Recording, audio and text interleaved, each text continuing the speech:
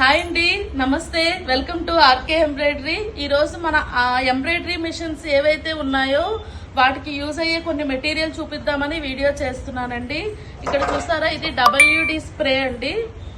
ఇది లూబ్రికేషన్ అండి. చాలా మంది ఆయిలింగ్స్ అవి చేస్తూ ఉంటారు కదా, కొందరు సరిగ్గా చేయకపోవడం వల్ల షాఫ్ట్ అది పట్టేసి ఎర్రర్ నెంబర్ 20 అది వస్తుంటుంది. అలాంటి వాళ్ళు ఇది స్ప్రే చేస్తే షాఫ్ట్ ఫ్రీగా తిరుగుతుందండి.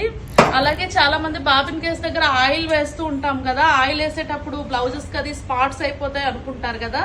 సో ఆయిల్ వేయకుండా ఇది బాబిన్ కేస్ దగ్గర వేసుకుంటే మీకు ఆయిలింగ్ అనేది జరుగుతుంది. ఇదైతే బ్లౌజ్ స్పాట్స్ అవి పడదండి, మీకు క్లాత్ అనేది పాడవదు.